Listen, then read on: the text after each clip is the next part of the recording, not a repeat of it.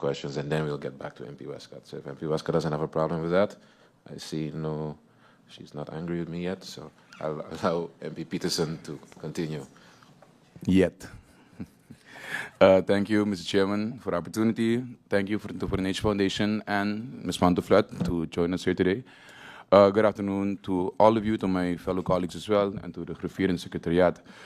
Mr. Chairman, through you, I just wanted to kind of inquire on the current relationship between VROMI and Nature Foundation, because I've heard many of my colleagues speak today, and I come from the ministry, so I kind of know how the relationship with the Nature Foundation has been throughout the years and how it is only now being actually picked back up. And never goes coming. It's coming back to my point, Mr. Chairman. I wanted to ask the Nature Foundation, because we speak on developments that need or do not need the advice of the Nature Foundation, and that's where I think it needs to be put on black and white. I believe that the current minister is working on a plan to basically solidify which projects in which areas, to what size, have to go to the Nature Foundation for advice or not. Because what we have seen in the past, and I think that this is why now, after a couple of years, we are in certain situations that we are in now. For example, we have a court case right now between the Beacon Hill Foundation and a certain developer that wants to build down there. And when you look at what the judge asked the current Minister of Promise to do is to elucidate how the process went, to kind of give an explanation as to how they reached to that decision point. When we look at that specific decision, and I think the court documents made it very clear, this decision was made back in 2021. It was not publicized, and you know the discrepancies, to say the least. And then I would look at other questionable developments. Let's say, for example, Dolce, that's coming in Simpson Bay, which was also a very public topic.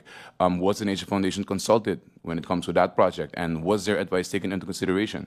I would ask the same when it comes to the Aqua building that's coming up in Maho, because we all know that Aqua has also requested water rights, and the Nature Foundation has given an advice on said water rights, which was negative, by the way, and that is a while back. And you see, here is where we need to make sure that we don't throw out misinformation onto the public, because these requests were in years ago, and it's one thing to say, why would we develop in the lagoon, but on the other hand, we approve a 15-story building that has to be adjacent to that lagoon. So I think that we should not try to politicize what the Nature Foundation does, but keep them objective, keep them as the foundation that they are, and basically put the situations in which we should ask them for advice on paper.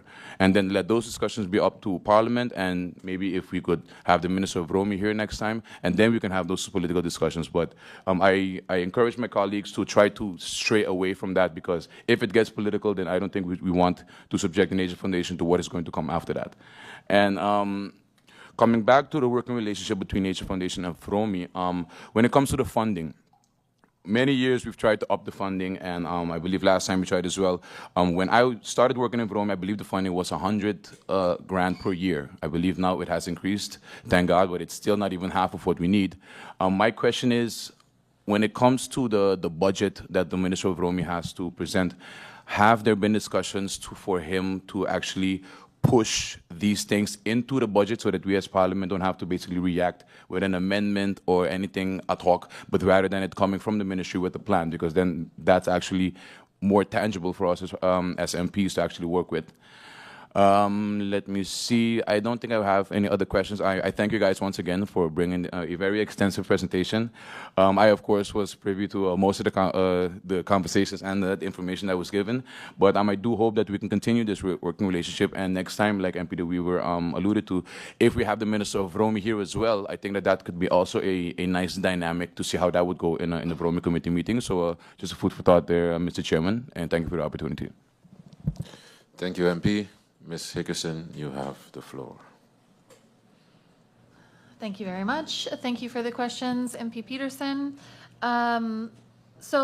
We completely agree for regarding the civil works permits, but also building permits, there needs to be a consistent and mandated trigger, and it needs to be completely transparent. That is something that we do currently have going on. We've done the civil works manual and procedure. That's something that was funded through Project Carina as well. And right now, if that is not implemented properly, right now it's dependent on whether the current administration or the current policy team want to involve Nature Foundation or not for certain projects. So that is really up to too much discretion at this moment.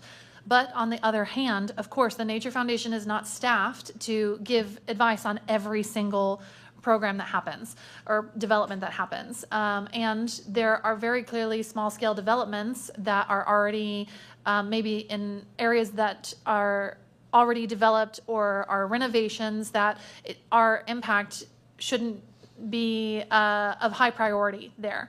So that's why through the terrestrial biodiversity assessment, we took some time to highlight areas of biodiversity hotspots that we should be contacted for, or certain activities that we should be contacted for. This being implemented and used correctly and accurately is now going to be the next biggest step, because of course when the procedure has always been so ad hoc and so varying depending on either the administration or the staff involved, it is now very difficult to implement a full standard procedure or protocol. And we are hoping that because we do have a very good relationship with not only the Ministry of Romy through the policy department, who manages our service level agreement and has regular meetings and feedback with us regarding our budgets, our deliverables, our activities, but also with the SG of Romy and the minister himself, we're hoping that because we're integrated so well within the ministry itself, that this new procedure can be accepted and implemented smoothly. Thank you, Ms. Hickerson. I see that MP Roseberg would like to chime in. MP Roseberg, you have the floor.